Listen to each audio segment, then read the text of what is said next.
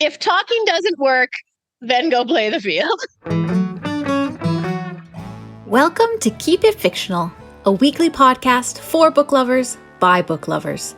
Build your to-be-read list with Sadie, Liz, Virginia, Fiona, and Corrine from the Port Moody Public Library. Warning, this podcast contains strong opinions and may cause an increase in your library holds list. Magic, BTS, speculative, foraging, cannibals.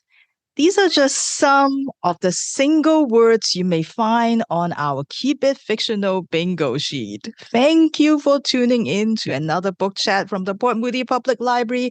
I'm Virginia, here with Sadie, Fiona, Corrine, and Allison. And today's episode is inspired by my belief that less is more. Unless you're talking about books, and of course, more is more. It's inspired by my very annoying habit that all my coworkers know of keeping things minimalist and getting rid of stuff. And so all our books today only have one word in the title. And I feel like if you choose the right word, then you really just need that one word to capture the essence of the story. So we'll find out if that is indeed the case for the books that everyone has chosen for today. So since this is a pretty broad criteria, I hope that this was not a stressful episode today. And I hope that you pick something either from your wheelhouse, or maybe you already check out and borrow, or maybe you're inspired by the word in the title. We will find out. So I'm looking forward to seeing what you have got. So why don't we start today off with Allison? So my book today, definitely the title is the core of what this book is about. The book that I'm talking about today is Tigana by Guy Gavriel Kay. Now, in this book, 20 years ago, two conquerors, two sorcerers from different countries came and attacked the Palm, a peninsula of land made up of 9 warring provinces, and split up the land between themselves. And one of those conquerors, Brandon of Egrath, sent his son, Stefan, to go and capture one of the provinces named Tigana. But the people of Tigana were stronger than Brandon anticipated, and Prince Valentin of Tigana slew Stefan at the Battle of the Disa, and Brandon's grief and rage were so great that he fashioned a spell that would take the name of Tigana away from everyone who was not born there. So nobody in the Palm who was not born in Tigana can remember or even hear the name of the province. It has now been renamed Lower Corte and is very downtrodden and oppressed in a way that most of the rest of the provinces are not, even though they are under control of Brandon of Egrath. And we cut to now, when a young singer named Devon gets the unexpected pleasure of being part of the company who is to sing and play music for the funeral of Duke Sandre of Astabar, who has died just before the festival days of the Palm. So in the middle of singing this funeral, when they take a break, Devon overhears unexpectedly a plot that he learns later is to try and kill the other tyrant, Alberico of Barbadio. And this sets off a cascade of events where Devon gets brought in to a plot to try and bring back Tigana's name, to try and bring back Tigana to the Palm and its history and its name and its people.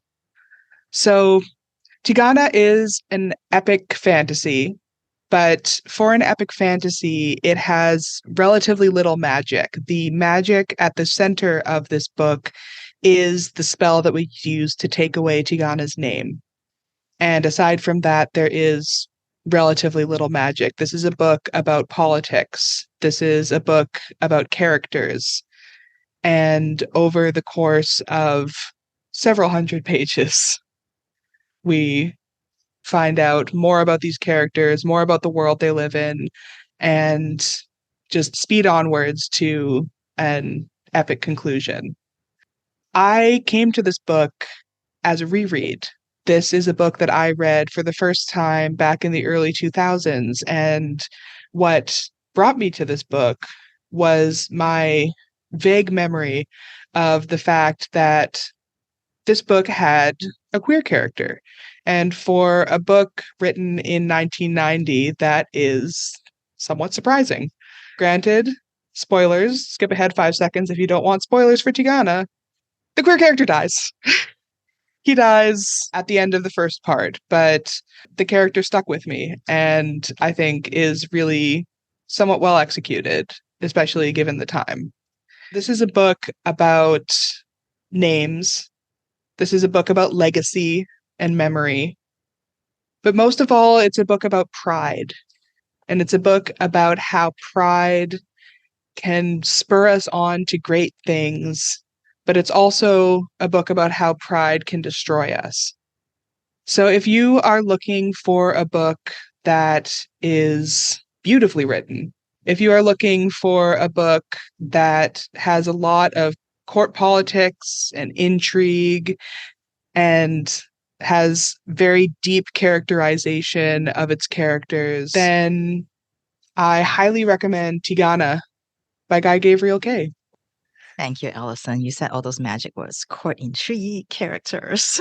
Actually, that was one of the books I was kind of thinking about. Like, we have an upcoming episode on books that intimidate you. I feel like that would be mine because it's such a huge book and it's such a important work that I'm like, I don't know if I want to go there. But anyway, yeah. So thank you for that review. We are going over to Miss Corinne and see what she's got for us. Yes, I am also strangely bringing the CanCon today, which feels strange, maybe a little bit unnatural. So today I will be playing Fiona's role in this podcast.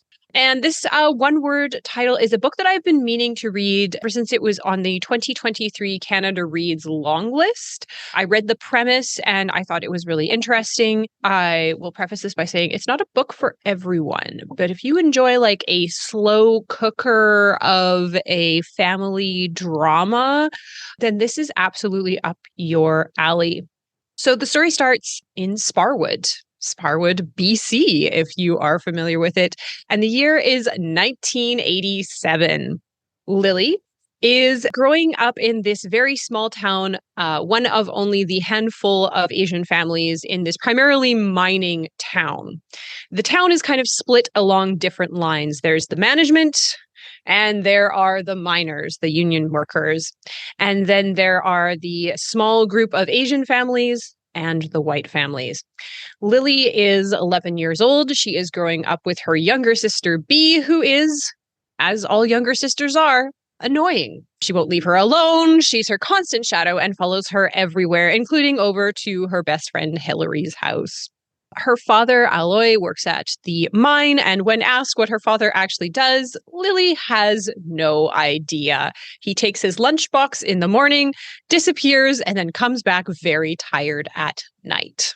She does know a little bit more about her mother, Sui Hua, who she spends more time with. Her mother is enchanting. She has a beautiful singing voice. She's vibrant. She's extroverted. She loves to talk with people and is always the center of attention in a room. But in her, Lily also senses sadness. Her father was stateless. So even though he lived and worked in Brunei with the rest of his family, he was stateless. He did not have the status of a citizenship. In fact, he didn't have citizenship anywhere. He moved to Canada, worked under the table for many years, and eventually gained his Canadian citizenship, of which he is very, very proud and wants to shed his old identity and become fully Canadian. Her mother had a state.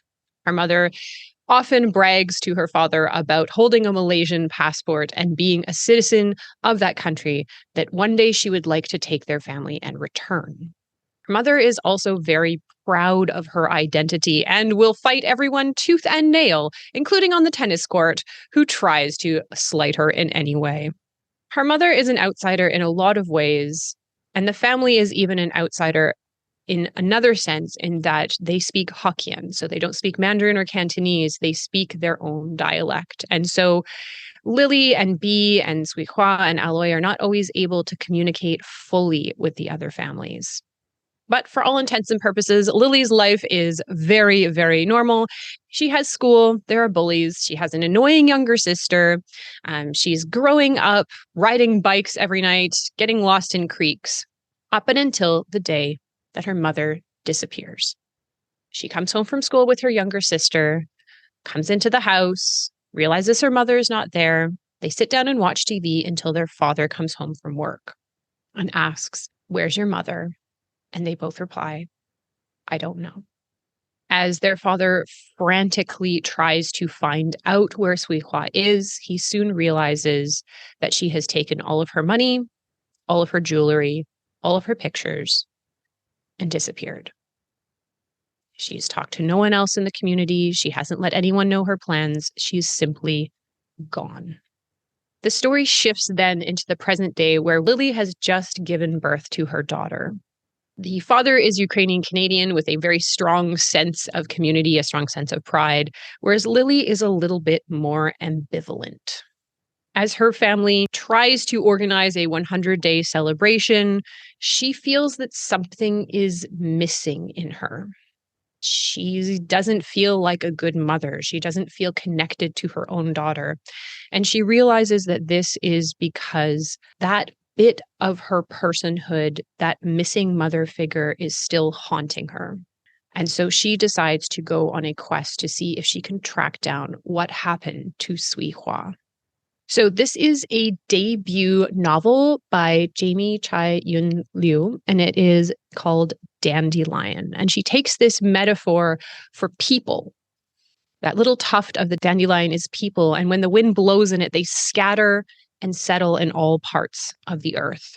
What I thought was quite impressive is she is actually an immigration lawyer that does work with stateless people. So not only is she a lawyer, but she's an amazing writer. And she pulls not directly from the stories of the people that she worked with, but the idea of being stateless. She talks a lot about how in her line of work, people wouldn't realize that they were stateless until they went to a government office to apply for a birth certificate or to apply for a passport, and then would realize that they are not citizens of the country that they have been born in and living in for years. She likens this to becoming a ghost. Your life ends there when you realize that you no longer have a state. And she uses this metaphor for Sui Hua and for Lily. When this traumatic event happens, a part of them dies.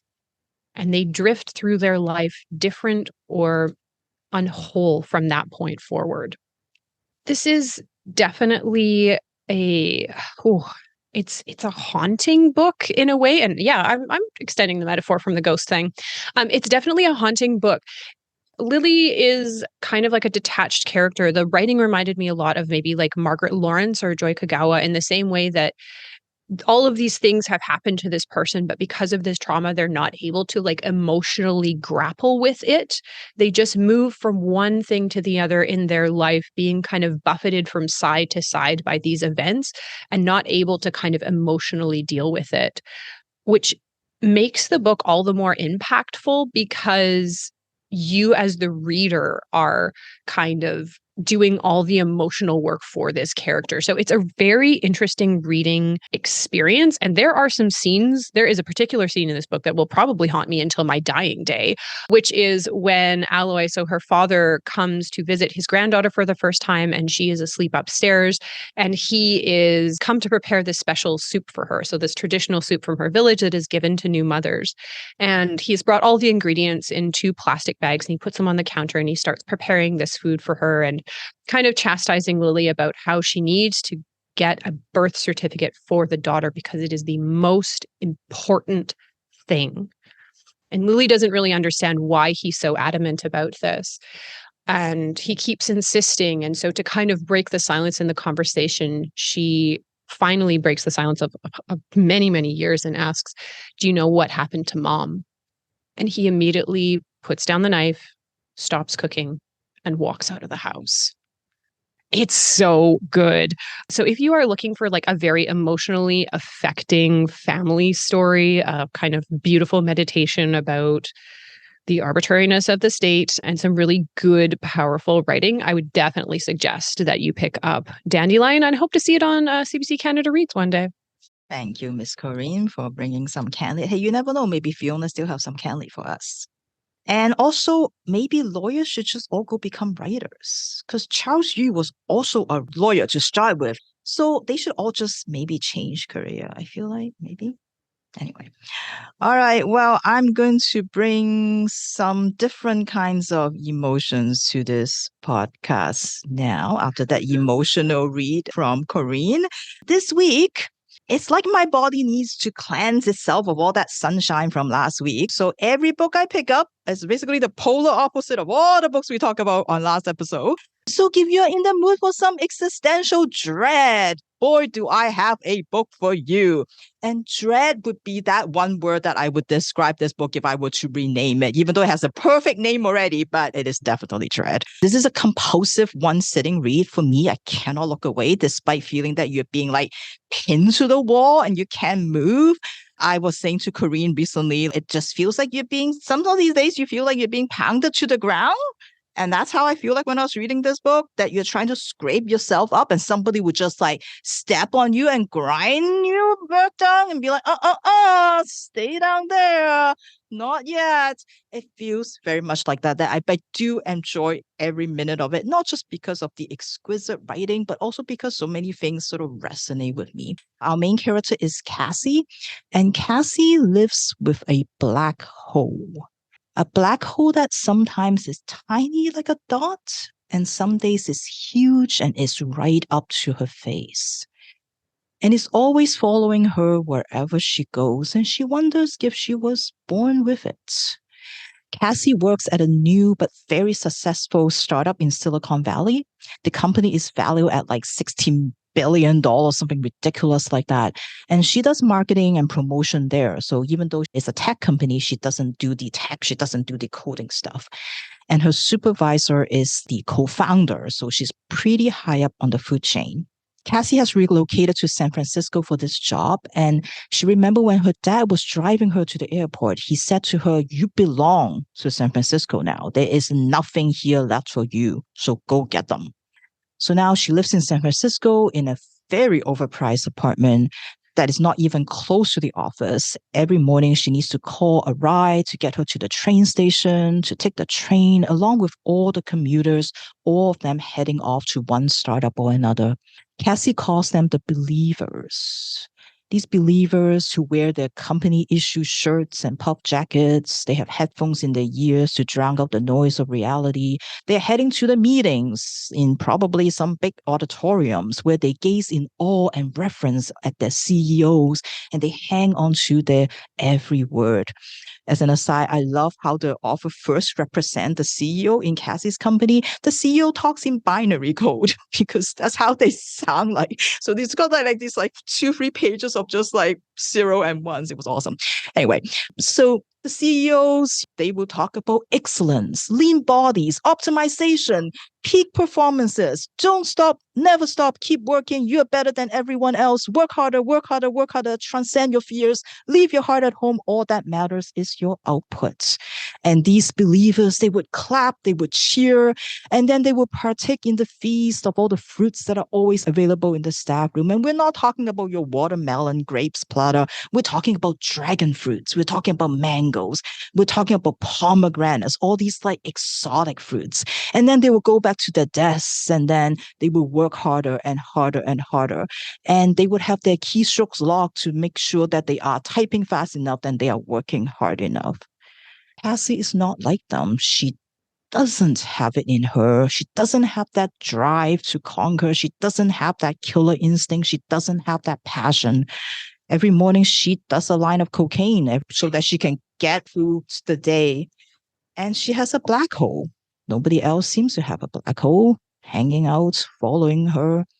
But every morning, the moment she walks through those office doors, her fake self takes over. A fake self that has perfected the lingo, that has adopted that belief systems and the attitudes of a believer. And she's so good at this fake self that the CEO one day invites her to a special meeting. There were just 5 people there, and the CEO is looking for ideas to take down their competitor. Yes, the company is doing well, but the competitor is gaining ground, and we need to do something about that. So brainstorm. What ideas do you have? And as ideas fly around the room, you can tell that nothing is quite good enough for the CEO. They're not quite what he's looking for until Cassie spoke up. The fake self Cassie spoke up and said an idea that makes the CEO smile. An idea vicious enough to sabotage their rivals for sure. As they were leaving this meeting, Cassie felt sick to her stomach. She can't believe she let that fake self spoke for her. And she can tell that all the people that were there at the meeting were looking at her and reevaluating her. And she watched that black hole expand and expand. This is hot off the press, a brand new book that came out this week, and this is Ripe by Sarah Rose Etter. And it has a stunning photo of the inside of a pomegranate on the front. And I can't really look at it for too long because they look like nails to me, those seeds, and that really bothers me a lot. But anyway, it is not just a pretty picture, but the book is actually structured in 4 parts, and each of them named after a section of a pomegranate. You've got the exocarp, the mesocarp, the membrane, and then the seeds. And it's a really good structure to capture the story progression. And it reveals that inner workings of Cassie as things around her rip and tear her apart. This book, Carmen Maria Machado said, is a knife to the heart, and it stresses Roxane Gay out. And aside from that increasing pressure from work to do more and more inhumane and horrible things, Cassie's reading all the news on the phone, the California wildfires, the virus that is coming. She wrestles with changes in the relationship with somebody who lives with his girlfriend, but is in an open relationship. So he's trying things out, and he was told that you can do whatever you want as long as you don't fall in love. And of course, Cassie may have some different feelings about this. As Cassie tried to realize that she can't afford to live here despite having a job. She just got notice that her rent is about to go up another $900. She can't shop at those organic food stores that everybody else seems to be going to. She has to take a bus across town to shop at a discount supermarket where everything is about to expire, everything is rotting. Everything is awful. Everything is happening at once to her, and she feels so alone. And this is a very bleak book. And as the author said in an interview with NPR, she said, she tries out that hopeful thing that everybody was telling her she has to do, especially all the publishers that told her that that's what you want to do because we just got out of the pandemic. Many authors are choosing to have that comfy, warm feeling. And she tries that out. It just doesn't ring true for her. And she feels that the truth really do deserve a place. And I'm so glad she did write this book the way she wants it, because, there's some days that you just want an acknowledgement that things are not going well, that the world sucks, there's horrible things happening, there's not much you could do about it, you have no control over it. Why do we are going to work every day? Everything is just going to end soon. It just feels like that. And some days you just want that acknowledged. And I think the author really does give us that space in this book for those of us who want that. And it also let us all kind of maybe look at our black holes. For Cassie, it is her depression, her mental health. For the author, her black hole was actually grief. Her father passed away just before the lockdown, and she was actually working in Silicon Valley. And she remembers she would call her father and tell him about all the things that happen there, all the unbelievable madness that is going on in Silicon Valley. And her father would say, you should take notes because one day you're going to write about this. And that's what she did. And so she was trying to work out her own black hole of grief. She did a lot of research. She tried to learn a lot about what we think black holes are. And of course, even she said as she was writing this book, our understandings have already evolved, have already changed. So she had to try to figure out how that fits into her story because she really wants to know, where did her dad go? What's on the other side? And that's something that she was trying to work out. Somebody told her that her book is like a panic attack. And the author said that she may have written a very sad beach book because it's like one of those books you can't stop reading, but it's just so super sad. As a hard book to read, it is bleak, but I think some readers will feel seen by this book. I will leave you with Kristen Arnett, which of course I love. I will leave it with her quote. Reading this book felt like pressing repeatedly on a bruise, the most pleasurable kind of pain. So this is Ripe by Sarah Rose Etter. All right. So after that existential dread, let's go to our existential question for the day. Today, I would like my book friend to use one word to describe their reading year so far. What is your year like? Fiona. I'm going to use the word current. Do I get to explain it or is that it? I feel like usually I struggle at the end of the year with like, my favorite books that were actually published this year. And then I'm like, oh, well, I only have 2. So I guess they're my favorite. But this year I'm reading all of these ones that are like coming out just right in 2023. So that feels good. Sadie? I debated whether I was going to use this word or not because it doesn't set up a very nice looking year so far. So the word that I've chosen is work. And the reason is because I can't put 4 in front of it because it's just one word. And it's just because I have no time. I have no time to read. And so all of my reading is taken up by reading books for this podcast. And so that's pretty much what has guided my reading. And I have not enjoyed the books that I have read. Some of them I have quite enjoyed, but that has been what has led my reading so far this year. I was reminded, Sadie, that in the very, very first episode, when I asked everybody to choose 5 words to describe their reading, you choose 6. So I felt like you could have another word before that. But I wasn't the only one. You weren't the only one that struggled. Nope. There were a few of us that struggled to contain in 5 words. Yeah, and some people try to argue they're hyphenated words and whatever. Yes. Yeah. So how about you, Allison? Today, I'm going to go with eclectic. I've been reading pretty widely this year. I've been reading everything from poetry to manga to big epic fantasy to biographies. So, I'm going to go with eclectic. Miss Corinne? I've definitely got 2, but I'm going to have to land on one because I refuse to cheat at this. I'm going to go with Thursdays. So we record this on a Friday morning, and because I cannot do anything without a pressing, horrible, looming deadline, I usually leave my reading to Thursday night, usually quite late, very late. So most of my reading of novels has been done on Thursdays. I'm one of the people that the pandemic destroyed their ability to read for pleasure. So it has been nice to kind of have that very pressing deadline to kind of force me to get through a book. And I have found some that I have really enjoyed and some that I haven't. So yeah, we're going to go with Thursdays. I hope you're not traumatized by that particular day of the week after this. Yeah, so I guess, I don't know, again, same like Sadie, this doesn't sound good, but I think I'm going to go with middling.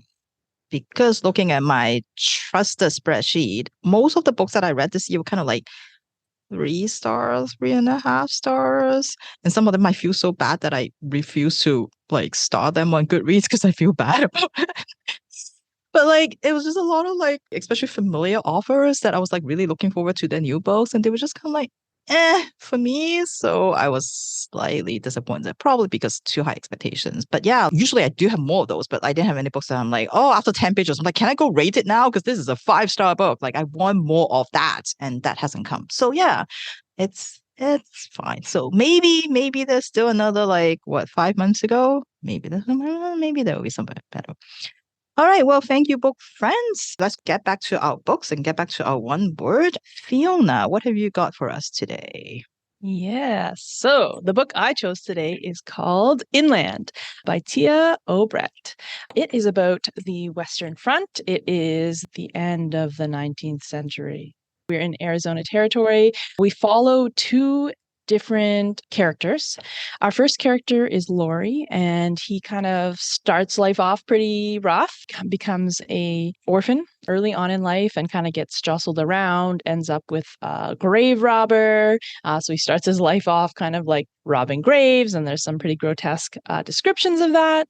And eventually finds himself as part of this kind of like gang of young folks.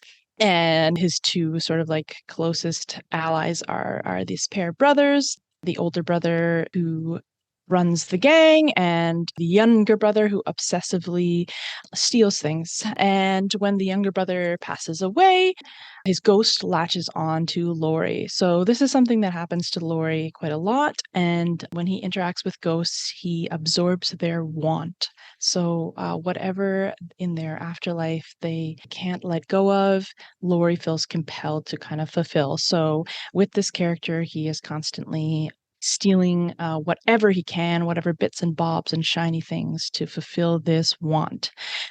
This actually leads him to Jolly. Jolly is a cameleer, and everyone assumes a Turk. There's some interesting identity politics that are quite nuanced, and Laurie himself has a father who was not a Turk. So this sort of specification of not wanting to be seen as part of this bigger specific whole when you're something sort of adjacent. And so Laurie is familiar with that, but finds that he fits in very well with this group of cameleers, and everybody just assumes that he is one of them, which ultimately causes him to take on this fake name to avoid the sheriff and the crimes that he's committed in relation to his previous gang. So Jolly is a really interesting character, and he sort of looks after Laurie. But we're also introduced to another character who Laurie's narration is actually directed towards, and this is his camel. So that is Laurie. Our other character, Nora, is a frontierswoman who basically, through marriage, was forced to come to Arizona Territory and become, or, not forced, but basically is following her husband's footsteps and is now on the frontier. And her character is a very interesting exploration of the insanity, the negative mental health consequences that can come from being uprooted into this extremely difficult lifestyle where you don't really have anybody to lean on, and your husband is always gone. And this particular husband also doesn't seem to keep her up to date on anything, which is very frustrating. She doesn't know what's going on, and this becomes a sort of unreliable narrator. She makes all of these assumptions that are either willfully ignorant or just ill-informed because of her status as a woman. She has 3 sons. 2 of them are older and are sort of off and involved in their father's business, and then a younger son who was involved in an accident and is the pet of the family because of that incident, and also because he's just a very sweet and lovely boy. There is also a character, her name is escaping me, but she's a distant relative of Nora's husband, and she's sort of been turned out of different houses because she has this affinity for the occult, and she is taken into homes to do seances, but then is also turned out for being like unchristian. And she's sort of like the bane of Nora's existence because she's soppy and she's not strong like Nora, and she's always, like seeing things and grabbing Nora's wrists and saying, "There's a presence here," and it kind of drives Nora nuts. So when Nora's husband goes out to find water, which is quickly dwindling for them, it sort of starts the incidents of the book. And Nora finds herself in this increasingly desperate situation, but is unwilling to acknowledge it. So we have this sort of more sweeping story with Laurie that happens over a long period of time, all about these cameleers, and then this immediate desperate situation with Nora. And as we read the book, we are finding out how they are going to intertwine. So it's really well written and quite compelling characters. I love the Western frontier. I don't know why. It's this whole, like we have this whole cultural idea about the Western frontier, but a lot of it is, of course, is fabricated and whitewashed. And what's really cool about this book is that it is based on some historical incidences. For instance, this group of camels who are brought to Arizona territory to serve in military raids against indigenous peoples. And then in reality, in real life, there's all of these folk stories that come up around them because there's these roaming camels who've been let go from these situations, and they're charging people in the desert, and they're, like being seen in the night, and like, what is this strange creature? So when I found out that part was like, drawn from some truth, it was just so compelling. And the camels themselves and the relationship that the cameleers, especially Laurie and Jolly, have with the camels, was like a very sweet, almost like a twisted, whatever that story is about the dog who, is like from the dog's perspective. Like this just sort of like we came to love these camels in a way, and, knowing that their fate is actually going to be, not really great. Yeah, I really highly recommend this. This was a great read. I don't know that the stories converged in quite the way that I would have liked, but I do like a little bit more idealism in my books, and this is definitely like a tense book, but it's not. It has magical realism elements, obviously, with the ghosts and everything. Yeah, just absolutely compelling characters. And I wanted to point out that I think it's a really good combo of plot and characters. So I've always known that I'm a character-driven reader. I like to read about characters, but last week I had to read a book about a plot, and I just hated it. I hated it so much. And so what I would say about this is I think it's great for people who like plot and people who like character, because it just does a fantastic way of weaving in both and really keeping you on your toes, but also making you care about the people who are involved, despite their kind of like sometimes not being very likable. So that is Inland by Téa Obreht. Yeah, pick it up. I can't recommend it enough. I really, really loved it. Thank you, Fiona, for I guess it's literary Western. Maybe, yeah, there seems to be a lot more of those these days, which is exciting. I do like a literary Western. If they don't have vampires in it, then I guess literary Western is good enough, I guess. All right. Okay. Last but not least, we have Sadie. I think Sadie has a very Sadie book for us today. I do. So this is a book that I had originally put on my TBR a couple years ago. And it was when I had just started ordering for the YA collection, and I ordered it for the collection, and I was reading through the description, and it sounded fairly interesting. But then it got put on the list and never came off of it. But it had a one-word title. And so it was a good fit for this week's topic. And I think kind of looking at the title and speaking to whether or not it encompasses the book, I think that this one really does. The book that I chose for this week is called Luminous, and it's by Mara Rutherford. And our story follows Leora, and Leora is a young woman who has spent her entire life hiding. Ever since she was a little girl, her father warned her that no one can ever, ever find out what she is. Because if they do, she would lose her freedom forever. This is because Leora is a witch. Now, being a witch or a warlock or a mage is not necessarily a super uncommon thing. There are quite a few in the kingdom of Antala where they live. They are all known. They are all living out in the open. But to be a witch or to be a mage in the kingdom of Antala is pretty much the same thing as being a prisoner. Because any mage who is discovered is turned over to Lord Darius, who is the king's advisor and the most powerful warlock in the entire kingdom. And Darius will either use the mage's abilities to increase his own power or further his own ambitions, Or if he can't do that, he will imprison or kill the mage. Now, this is the reason that many, many years ago, right after Leora was born, her father chose to move their whole family to the small village of Sylvan. This is also the reason that after Leora's mother was killed by a falling star, her father decided to move them out of the village of Sylvan to live in the forest. This is also the reason that he tells Leora she can never, ever, ever talk about the curse of her magic and never, ever let anyone find out her secret.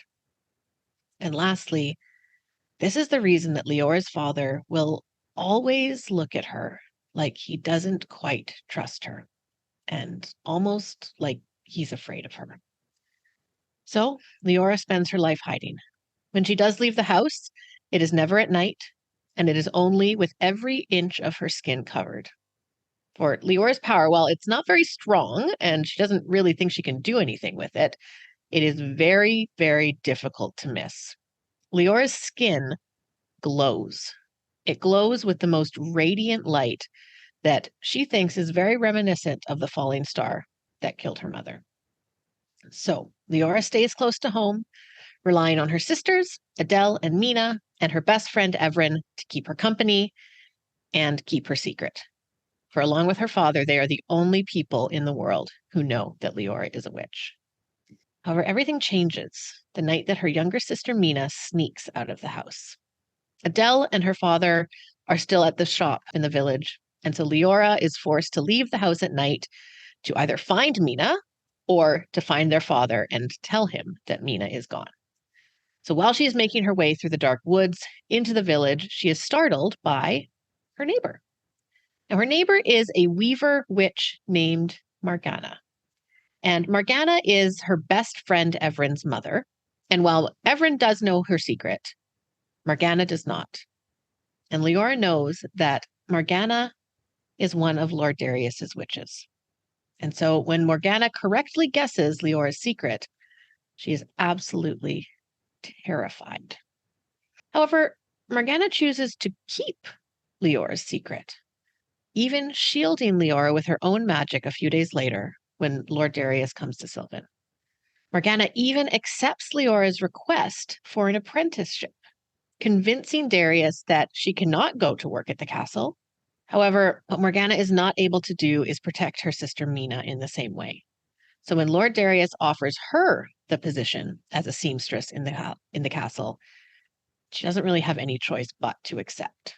She's not a mage, so what danger could she really be in? So Mina leaves for the castle and the city of Corone, and Leora begins working for Morgana, helping her to treat and to dye the wool that she uses for her weaving magic. Leora hopes that through this apprenticeship, she may finally be able to learn more about her own magic. She also figures that while she's at Morgana, she might be able to find out a bit more about Evren, who has started avoiding her, pushing her away, and disappearing from town for long stretches of time. However, the long stretches that Leora has to spend of dyeing the wool, soaking the wool, hanging the wool to dry leaves her so physically exhausted that she hardly has time to think about anything else. And it isn't until a few weeks into her apprenticeship, when she's on a trip with Morgana to visit Corone, that Leora is finally given the chance to learn more about her magic. She also learns on this trip about the dark magic that Morgana is being made to perform, the magic that Darius is forcing her to perform. She also learns that Darius has actually known that she is a witch all along, and he isn't prepared to let her slip through his fingers. But Leora and the power that she has never really been allowed to use and which she is only beginning to understand may be the only thing that is capable of standing against Darius, and the only thing that has a chance of destroying this dark weaving that Morgana has been forced to make. However, the more Leora learns about herself, and the more that she learns about Darius, she starts to see that there may be more behind her own power and more of a connection between the two of them than she ever thought possible. So now Leora is forced to decide if Darius has truly lost his humanity and is beyond saving, or if there's still a chance of redemption for him.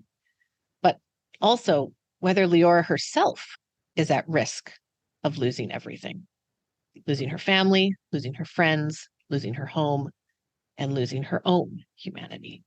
So for the most part, I really enjoyed this book. There are a few exceptions. Leora has been taught her whole life to mistrust herself, her powers, and pretty much everyone around her. So it takes quite a while for her to kind of open up as a character. And she comes off as being a little bit dull, even ironically with her power, and boring as a character at the beginning. But she does come into herself. And as the story kind of goes on, the author gives Leora more depth as a character and kind of forces her to make these choices and discover kind of who she actually is when she's not hiding this huge piece of herself. And I find that was sort of when I really started to enjoy the book and really started to get into the book. I found that it took a while to get to the main focus, but not necessarily in a bad way. It wasn't a super slow start. I just found that a lot happened in the beginning where there are these huge plot points and these huge character reveals and kind of realizations. And then I would look and I'm like, I'm only like a third of the way through this book. How is this not the climax of this book? How are we not at the end already? So it wasn't a bad thing. It was just, I was surprised that there was more to the story. It is very reminiscent of Shadow and Bone by Leigh Bardugo. If you are familiar with that story, it kind of involves that same dark magic that only light can get rid of. And oh, lo and behold, our main character has the light who can get rid of that magic. But maybe the person who is wielding that dark magic isn't as dark as they seem to be, but maybe they are. Maybe they are. By the end of it, I was definitely really into it. And I was sad that it ended. I would enjoy reading a sequel, and it kind of set it up for a sequel, but I don't actually think that there is a sequel in the works, which is a little bit frustrating because they kind of ended with some of the characters kind of going off on this other journey that I would have enjoyed reading about, but I don't think there is one forthcoming. If you are someone who enjoys a good chosen one trope, it has a friends to lovers storyline, a little bit of a love triangle, and some very frustrating character choices where you found yourself yelling at the characters that if they only made better communication choices, that they really would not find themselves in the seemingly impossible situation that they find themselves in. Just talk to each other. Don't keep secrets. Just talk to each other. It's very clear. But then if you enjoy all those things, then I would say that this book is for you. If you like Shadow and Bone and those other kind of chosen one fantasies, then I think that this is a great fit for you. So that's Luminous by Mara Rutherford. More words of wisdom from Sadie. Just talk to each other. Then go play the field. If talking doesn't work, then go play the field. All right, there you go. All right. Well, thank you, all my book friends, for their one-word title book today. I hope you will pick one of these up. We got fantasy, we got YA, we got family drama, we got Western, we got everything for you. So yeah, we will see you again next week for another episode of Keep It Fictional. So thank you for joining us. Bye-bye. Thank you for listening. If you like our show, please tell a fellow book lover about it. You can find a list of all the books we discussed in our show notes. Join us next week for another fun book chat. Until then, keep it fictional.